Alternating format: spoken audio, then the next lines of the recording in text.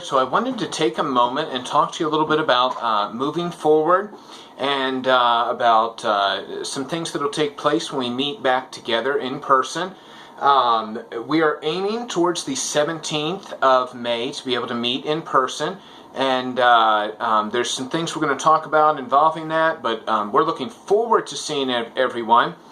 Yet at the same time, we also want to make sure that we're doing everything we can to be safe, to be healthy, and to reduce any liability that there may be in coming together. So we're going to talk about some of those things. Now I know that, as I said that date, that some might say, man, that seems like we were out too long. And for others, maybe you think, man, it seems like we're coming back too soon with some of the things. And so, kind of to bring us all on one page, a pastor that I know of, I don't know him personally, but I know of him, and he wrote a statement for his church, and I think it was really good, and I think he brought up some really good points for us to think about prior to us getting into some of the things that we're going to do, the standards and the guidelines, that's the word I was looking for, that we're going to do our best to follow. So this is what he said. He said, he quotes from Ephesians 5:21, submitting to yourselves one to another in the fear of God. He said, for genuine submission to exist, it necessitates disagreement to exist. That disagreement can be resolved by not by removing individual opinions, but by agreeing to unite according to a greater truth. For the Christian, that greater truth is our faith in Jesus Christ. A deep divide exists in society concerning COVID-19. We have all seen a variety of news reports, statistics, predictive models, and editorials. There are and there will continue to be debates and discussions as to whether this crisis is real, perceived, natural, manufactured, manipulated, or mismanaged. We understand some will not agree with these guidelines, but we ask that out of respect and care for those who do, that you follow them. Just as we have a responsibility to one another, we also want to consider our community and show them that we care by exercising caution. We first and foremost gather to worship, encourage one another, and learn from God's Word. As we fellowship, let edification to godliness be our focus and motivate all we do. Let us not allow the divisions in our society to manifest in our congregation. As we prepare to regather as a body of believers, may we focus on what unites us, our faith. We can submit to one another and serve one another by observing some guidelines, even if you do not personally feel they are necessary. As our families and communities observe our regathering, let them see our mutual love, respect, and goal to worship God and share His Word. I thought that he put that together well for us to think those things through. There are varying different opinions. People have taken different approaches. Everybody has a line somewhere. Nobody is rushing into the hospital to sit at the bedside and hold the hand of somebody with that. So we all have a line somewhere that we're drawing.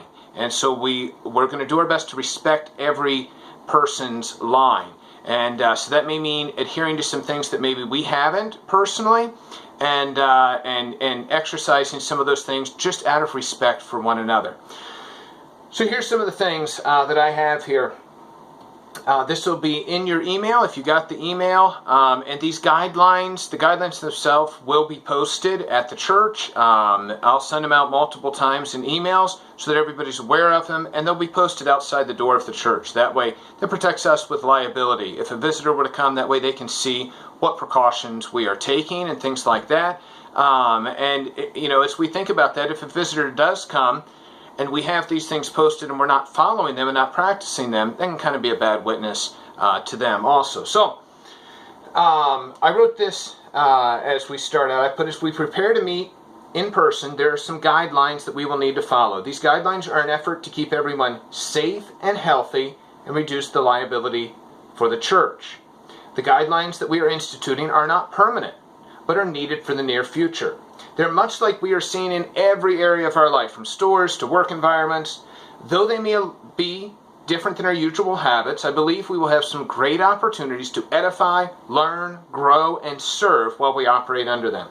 The book of Ecclesiastes states that there's a season for everything, and that God makes everything beautiful in His time. This season is not one we were expecting, but I am convinced that we can see God work in some great ways during the time that He has allowed these unexpected changes to take place. So the things that we've implemented are for health reasons. At the end of the day, there is a threat of a virus, and whether it should be a large threat or a small threat, at the end of the day there is a threat. And so we're going to try to adopt some policies that will help to lower that threat, lower the transmission that could possibly have. So health and safety, number one, with these guidelines. And then the second reason is also, even if no one in our church is ever exposed to it, and even if none of us are ever exposed to it at work or could carry the germ or anything, at the end of the day, we want to do our best to reduce things like liability. We want to reduce things like having a problem with the insurance company and things like that. So having these policies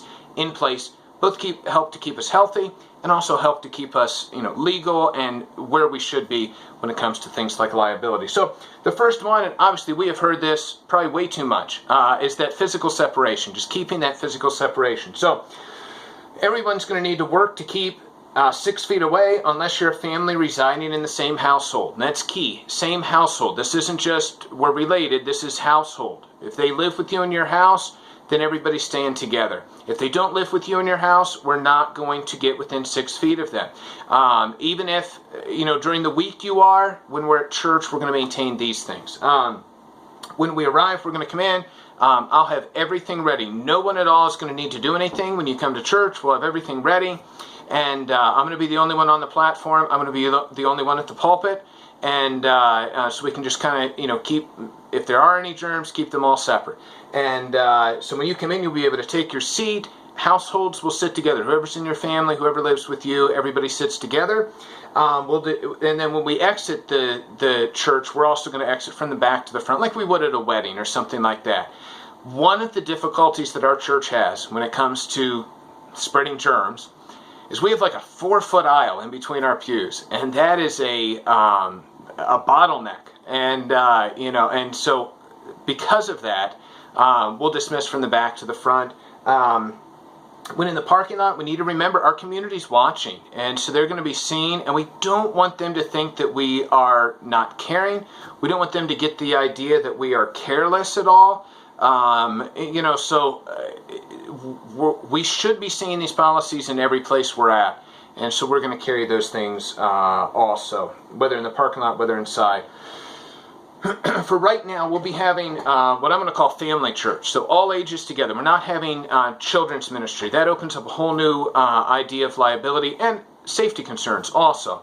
So we'll have everybody together. I think this is a real positive thing. At times I've wondered if maybe we separate the kids too much from the service already. So this will be a great time for us to invest in our young people, and I'll make sure that as I'm preaching and teaching that some things are on their level, they're able to grasp, and that we also dig deep for the adults and kind of that blended service, I guess we could say.